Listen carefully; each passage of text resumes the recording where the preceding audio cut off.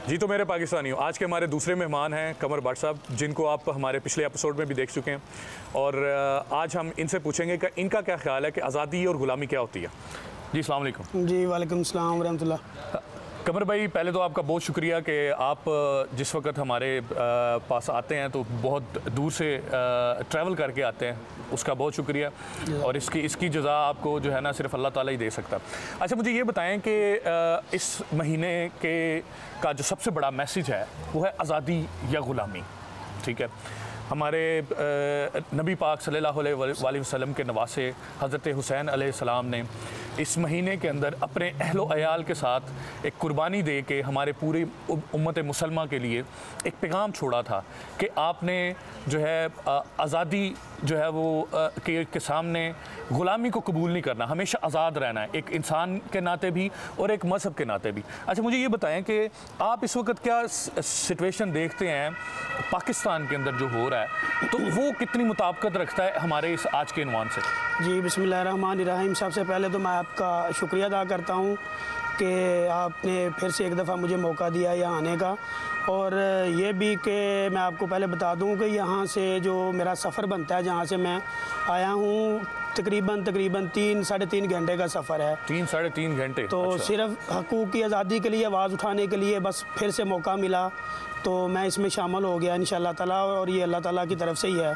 बहुत शुक्रिया। तो पाकिस्तान के जो हालात हैं, आपको मैं क्या बताऊं, आप सबको भी पता है और सारे पाकिस्तानियों को भी इस बारे में आगाह हैं वो लोग, और वो ये चीज़ मंजर आम पे लेके जो आते हैं उनके लिए भी मसले खड़े हो जाते हैं, तो वो फिर आवाज़ अपनी ऊपर ले, मतलब आप ये कहना चाह रहे हैं कि जो आपका इजहार राय है उसकी आज़ादी नहीं है? आज़ादी नहीं है, आज़ादी नहीं है। अगर आवाज़ उठाते भी हैं तो वो फिर ये डरते हैं क्योंकि आवाज़ लेके किसके पास जाएं? जो सरबराहान हैं हुकूमत के, उनके पास लेके जाएंगे वो सारे करप्ट लोग हैं। तो अगर लेके भी जाएंगे तो फिर भी वो उनको कुछ नहीं होगा, लेकिन जो आवाज़ उठाने वाला है उसके ऊपर वो चीज़ें हैवी हो जाती हैं कि भाई अब मेरा क्या बनेगा। उनको फिर वो इंटरोगेट करते हैं और उनको फिर उनकी फैमिली को, उनके बच्चों को वो वहाँ सेव नहीं है, तो वो बेचारे फिर क्या करें, यही सोच के खुदा के आगे वो गिरफ्तारी कर सकते हैं। तो हुकूमत के आगे तो कोई मैं नहीं समझ सकता। मतलब हुकूमत के अलावा भी जो इदारे हैं, वहाँ पुलिस है, वहाँ अदलिया है, ठीक है, वकला की बहुत बड़ी बड़ी तंजीमें, बहुत पढ़े लिखे जो है वकला हैं, तो क्या उनकी वो आपकी कोई दादरसी नहीं करते? या आपकी से मुराद है कि पाकिस्तान में इस वक्त जितने आपकी फैमिली है या आपके आसपास के लोग हैं, ठीक है, या आपके शहर के लोग हैं या आपके सूबे के लोग हैं, क्या उनकी वहाँ कोई जो है वो रसाई इन इदारों तक नहीं है? मैं नहीं समझ सकता, क्योंकि जो अच्छे लोग हैं, ये नहीं कहता कि सारे बुरे हैं, जो अच्छे लोग हैं वो भी अगर वो ये चीज़ करते हैं, दाद रसाई करने की कोशिश करते हैं, तो वो बाद में वो किसके नीचे अंडर रह के काम करते हैं? हुकूमत तो वही रहेगी ना, हुकूमत तो वही करप्ट है, वो जालमाना अपने जो प्रोपोगंडा इस्तेमाल करते हैं उन लोगों के ख़िलाफ़, तो वो फिर जो आवाज़ उठाने वाला आता है वो वही का वही दब के रह जाता है। तो मैं नहीं समझ सकता कि हकूक़ की आज़ादी के लिए पाकिस्तान में ख़ास तौर पे कोई कानून इस बारे में ना ही बनेगा और ना ही बन सकता है।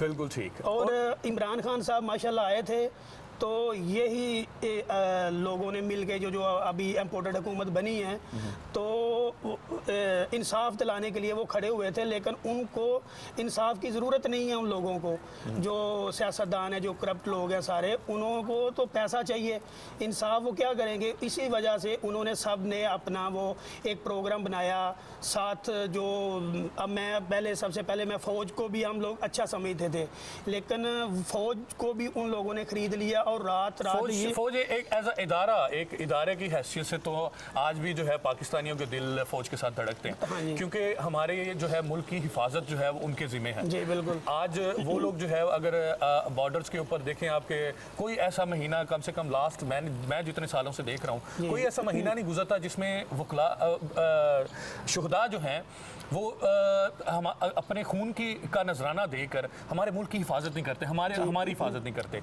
लेकिन जो इस वक्त जो हमारे उन्वान का जो मेन मकसद है, जो आज़ादी, तो आपको क्या लगता है कि फ़ौज के अंदर से कितने % ऐसे लोग हैं जिन्होंने हमें गुलाम, ये सारे अब आज़ादी, जैसे खान साहब ने एक दफ़ा कहा था कि उनकी जो जिम्मेदारी है वो हमारी हिफाजत है। जी, बिल्कुल। और अगर हमारे ऊपर कोई हमला होता है या किसी एक आम आदमी के ऊपर भी हमला होता है, हम पिछले दिनों जो हमने देखा कि इस्लामिक यूनिवर्सिटी के अंदर जो 5500 वीडियोस जो सामने आई हैं, उसमें पता नहीं कितनी जो है वो खवातीन, उसमें कितनी माएँ बहनें जो है उसके अंदर उस सारे कर्ब से गुजरी हैं जो सामने आया।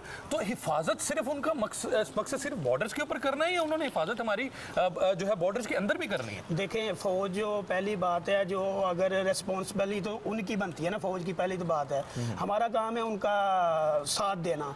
तो वही फ़ौज जो, अगर आप एक मिसाल आप घर के एक सरबराह की ले लें, अगर घर का सरबराह कौन होता है, वालिद होता है, बाप होता है, या कोई भी इस तरह जो घर का वो एक जिम्मेदारी लेके चल रहा होता है, अगर वही इंसान करप्ट हो जाए तो मैं नहीं समझ सकता कि उसकी जो औलाद है वो उसको कहेगी कि नहीं भाई आप हमारे वालिद हैं या जो भी हमारे सरबराह हैं, आप सही काम कर रहे हैं। मतलब आप कहना चाह रहे हैं कि डिसिप्लिन जो है इदारे के अंदर, अगर उसके टॉप के ऊपर अगर कोई करप्ट लोग आ जाते हैं या जिनकी नीयत ठीक नहीं है, तो फिर वो नीचे इदारा जो है वो एज अ होल वो जो है वो उसको मजबूर होता है वो सब कुछ करने के लिए जो सरबराह उसका कहता है। बिल्कुल बिल्कुल यही बात है। तो इसी तरह तो फिर हाल जो है वो सिर्फ हमारे सिर्फ फौज का नहीं, ये इदारों में तो जैसे आप देखें कि हमने जो सुप्रीम कोर्ट है सबसे जो इस वक्त इंसाफ जो अल्लाह ताला के बाद जो हम इंसाफ से किसी से अगर तवक्का कर सकते हैं या हमारे आइन की पासदारी की तवक्का कर सकते हैं, वो तो सुप्रीम कोर्ट के जजेस है ना।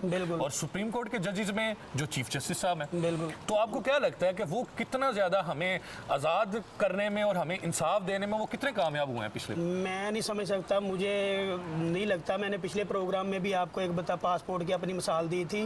तो आयन की पासदारी देखें तो तब होती है ना, जो आयन की जो उस सीट पे वो सरबराह बना हुआ है, जो मुल्क को लेकर चल रहे होते हैं, वो इंसाफ की पासदारी तो वो खुद नहीं करते। तो वो जो खुद इंसान वो काम नहीं करता, तो कैसे पॉसिबल है कि दूसरा इंसान उठ के उसकी पासदारी करे कानून की? अब यहाँ हम रह रहे हैं जर्मनी में, देखें हर कोई भी अगर यहाँ भी जुलूस मुहर्रम और हराम के निकलते हैं तो माशाल्लाह आप देखते हैं कि उनको वो फुल प्रोटोकॉल देते हैं। और ये नहीं होता, अब पाकिस्तान में ये देखें, पहली बात वो इस तरह वो प्रोटोकॉल क्या दे रहे होते हैं, क्या है जी, सिमें बंद कर दे, नेटवर्क बंद कर दे। तो वो ये एक डर और एक खौफ होता है, जिसके दिल में ये चीज़ें डर और खौफ हो तो वो फिर इंसान को वो चीज़ें लेके आगे चल ही नहीं सकती। अच्छा, इसमें जो फैक्टर है, जितने भी इदारे हैं, मतलब अगर हम ब्यूरोक्रेसी में भी देखें या एज अ होल हुकूमत को भी देखें, आपने कहा कि टॉप अगर लोग सही ना हो तो जो है वो नीचे तक इंसाफ पहुंच ही नहीं सकता। वो जो इदारों का मकसद होता है वो मकसद पूरा नहीं होता। जी बिल्कुल। इसीलिए आप सपोर्ट करते हैं कि इमरान खान साहब जब आएंगे वो टॉप पे अगर बैठेंगे तो नीचे सब चीज़ें ठीक होंगी। हाँ जी, अभी भी देखें माशाल्लाह इमरान खान साहब के साथ बेशक ये जो मर्जी कर लें या लोगों को डरा धमका लें, जो इमरान खान के सच्चे वर्कर हैं ना, जो उसके कारकुन हैं, जो उसके साथ हैं, तो वो हमेशा उसके साथ हैं। वक्ती तौर पे ये थोड़ा सा बहरान आया पाकिस्तान में कि वो सिर्फ हुकूमत की वजह से डर के वो पीछे बैठे हुए हैं।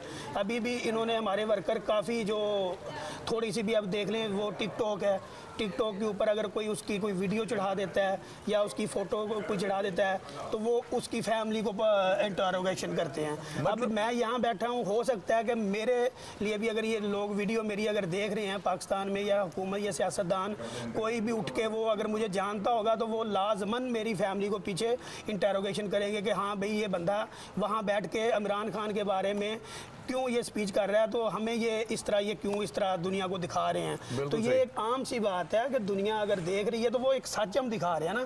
एक हकूक़ की आज़ादी के लिए हम यहाँ बैठे हैं, हम यहाँ आके एक हम कर तो कुछ नहीं सकते, सिर्फ एक आवाज़ उठा सकते हैं कि ऐसा हुक्मरान अल्लाह ताला पाकिस्तान को ता करे जो पाकिस्तान को ले के चले, पाकिस्तान को खाए नहीं। अच्छा, मुझे ये बताएं कि जैसे हमने जिक्र किया कि सुप्रीम कोर्ट इस वक्त एक लागत नज़र आती है, बाकी जो इदारे जिन्होंने हमारी हिफाजत करनी है वो लागत नज़र आते हैं। अब इस सारी सूरत हाल के अंदर अब आइन एक ऐसी वाहिद चीज़ है जिससे हमारा पूरा मुल्क बनना है। एक हमारा जो मेन पिलर है हमारी जो है वो हमारे मुल्क का, वो आइन है, और आइन कहीं हमें नज़र नहीं आता। बिल्कुल नज़र नहीं आ रहा। अच्छा, इस सारी सूरत हाल के अंदर आप क्या देखते हैं कि जिस वक्त जबरी गुमशुदगियाँ भी हैं, ठीक है। जैसे इमरान रियाज खान, उनके बारे में जितना भी कहा जाए उतना कम है। वो एक आवाज़ सिर्फ पाकिस्तान में रहने वालों की आवाज़ नहीं थे, वो हमारे ओवरसीज़ पाकिस्तानियों की भी आवाज़ थे। और हमें उनके जाने से जितना कर्ब है, आप अगर आप उनको फॉलो करते थे या देखते थे तो आप उनको मिस करते होंगे। बिल्कुल कि हर रोज़ जिस वक्त हम सुबह उठते थे तो हमारा पहली फुर्सत में हमारा ये होता था कि हम इमरान रियाज खान को सुने, क्योंकि वो ज़मीनी हक़ाइक़ हमें बताएंगे। तो जबरी गुमशुदगियाँ, अरशद शरीफ का कत्ल, ये सब चीज़ें जो है ये हो रही हैं, अभी तक हो रही हैं। और इससे पीछे जो भी इसके पीछे है वो पीछे हटने के लिए तैयार नहीं है। तो आपको क्या उम्मीद नज़र आती है कि आज़ादी जो है वो हमें कभी मिल सकेगी या आज़ादी छीन के लेनी पड़ेगी? देखें, आज़ादी तो हमेशा छीन के ही लेनी पड़ती है। कोई इस तरह प्लेट में रख के आज़ादी नहीं किसी को देता। तो इसी तरह जितने भी ये सारा कुछ हो रहा है, तो सबसे पहले आइन आपका ठीक नहीं है तो आप कुछ नहीं कर सकते। अगर आइन आपका ठीक है तो फिर वो जो आइन के मातहत लोग होते हैं ना, वो भी ठीक हों तो फिर वो चीज़ें सारी बेहतर हो सकती हैं। नहीं, लेकिन आइन को इम्प्लीमेंट भी तो करवाना है ना। जिन इदारों की रिस्पॉन्सिबिलिटी है, ठीक है ना, सबसे पहले रिस्पॉन्सिबिलिटी तो सुप्रीम कोर्ट की बनती है ना, क्योंकि ये आइन का ही उनको लगा था कि आइन टूटने वाला है या आइन को कुछ खतरा है, इसीलिए रात को अदालतें खोल के इमरान खान साहब की हुकूमत को जो है ना वो गिराया गया। क्योंकि उस वक्त ऐसे ही तो नहीं खान साहब ने कहा था कि कोई रह तो नहीं गया कि जो इस वक्त मेरे खिलाफ नहीं है। तो इस सारी सूरत हाल के अंदर जिस वक्त आइन को इम्प्लीमेंट करवाने, आइन तो एक किताब है ना, उसके अंदर तो कानून लिखे गए हैं, उसको किसी ने इम्प्लीमेंट करवाना है। पुलिस ने जो है वो इदारों ने, जो ब्यूरोक्रेसी है, जो हमारे स्पेशली सुप्रीम कोर्ट, जो हाई कोर्ट, हमारी जो सेशन कोर्ट्स है, इन्होंने इसको इम्प्लीमेंट करवाना है। तो अभी तो वो इम्प्लीमेंट होता नजर नहीं आ रहा। आपको क्या लगता है कि कैसे ये चीज़ें जो है इम्प्लीमेंट हो सकती हैं या कैसे ये चीज़ आगे चलेगी और कैसे हमें आज़ादी मिलेगी? आज़ादी देखें, इम्प्लीमेंट तो वही मैं आपको बात करूंगा कि आइन तो देखें, आपने बात की जिस तरह सुप्रीम कोर्ट की, तो सुप्रीम कोर्ट खुद उनके साथ मिली हुई है, मिली भगत के साथ उन्होंने। मैंने ये दुनिया का ये पहले दफ़ा ये चीज़ देखी कि जब रात को 12 बजे कौन सी अदालतें खुलती हैं। पाकिस्तान में रात को 12 बजे अदालतें खोल के इन्होंने इनकी हुकूमत गिराई, इमरान खान साहब को गिरफ्तार किया। तो फिर उस नहीं, आपको होप क्या नजर आती है? चलें, ये तो हो गया ना, ये तो हमने सारा देख लिया, ये तो तारीख का एक हिस्सा बन गया, एक ऐसा हिस्सा जो हमारे आने वाली नस्लों को भी तकलीफ देगा। लेकिन आगे क्या आपको होप क्या नजर आती है कि क्या हो सकता है? होप यही है हमें कि अगर शफाफ इलेक्शन पाकिस्तान में अगर होते हैं, इमरान खान साहब आ जाते हैं, इमरान खान साहब की हुकूमत बनती है। आप श्योर हैं कि शफाफ इलेक्शन होंगे तो इमरान खान साहब आएंगे? मुझे नहीं लगता, क्योंकि जब इतना बड़ी ये सारे जितने ये नहीं, अगर शफाफ इलेक्शन हो जाते हैं तो आपको गारंटी है कि वो खान साहब आ जाएंगे? मुझे अल्हम्दुलिल्लाह पक्का यकीन है कि अगर शफाफ इलेक्शन होते हैं तो पाकिस्तान में सबसे पहला नंबर इमरान खान साहब का होगा और वो इंशाअल्लाह ताला आएंगे। और वही है जो मुल्क को लेकर चल सकते हैं। जिस तरह कैद आज़म साहब थे जिन्होंने पाकिस्तान को बनाया, सेम वही काम ये इमरान खान साहब कर रहे हैं। तो ये जो मक्का की रियासतें कहते हैं कि उस वक्त ये हम लोग करते हैं, ये करते हैं, मुझे तो कोई चीज़ इनमें नज़र नहीं आती। मतलब अगर आपको मैं सही समझाऊं तो आपका कहने का मकसद है कि अगर हमारे पास होप, आपके कहने का मकसद है कि होप यही है आपके पास कि शफाफ इलेक्शन हो और मुंतखब एक हुकूमत आए और वो इन सारे मसाइल को का हल निकाले यही। और इसमें हमारी जो पाक फौज है वो अगर जिस तरह ये शफाफ इलेक्शन अगर करवाती है, सबसे मेन हाथ तो फौज का होता है, अगर वो करवा के फिर वो अगर वो सही राय अमल इस्तेमाल करते हैं कि हाँ भाई ये बंदा हमारे मुल्क को लेकर चल सकता है, जो कि इमरान खान साहब हैं। और मुझे तो लगता नहीं है कि इनके अलावा पाकिस्तान को लेकर कोई आगे चल सकता है। पाकिस्तान में जब इमरान खान साहब की हुकूमत आई थी तो पाकिस्तान को कोई दुनिया में नहीं जानता था। तो जब ये आए, इनकी हुकूमत आई, तो पाकिस्तान दुनिया के कोने कोने में इनको जानने शुरू हुए। किसकी वजह से? इमरान खान साहब की वजह से। तो मेरी तो मतलब वो आपकी बेहतरीन नुमाइंदगी करते थे। बेहतरीन नुमाइंदगी। और हमारी एक आखिरी उम्मीद तो यही है इमरान खान साहब, जो मुल्क को एक सही तरीके से लेके आगे चल सकते हैं। तो हमारा तो और आज़ादी दिला सकते हैं। हमारा तो ये होप है कि अल्लाह ताला उनको लेके आए और देखें अब आगे इंशाअल्लाह ताला अल्लाह ताला क्या करता है। इंशाअल्लाह अल्लाह ताला बेहतरी करेगा हमारे हक में। जी, तो ये थे ख्यालात कमर भट्ट साहब के, और इनकी सारी बात का मेरा जो मैं समझ सका हूँ, इनको भी यही होप नज़र आती है कि अगर शफाफ इलेक्शन होते हैं और उसकी सूरत में जो इनका मानना है, और मेरा ख्याल है हर ओवरसीज़ पाकिस्तानी का और पाकिस्तान के अंदर रहने वाले बाशऊर लोगों का भी यही ख्याल है कि इमरान खान साहब हुकूमत बनाएंगे और उम्मीदें हमें आज़ादी की, हकीकी आज़ादी की इमरान खान साहब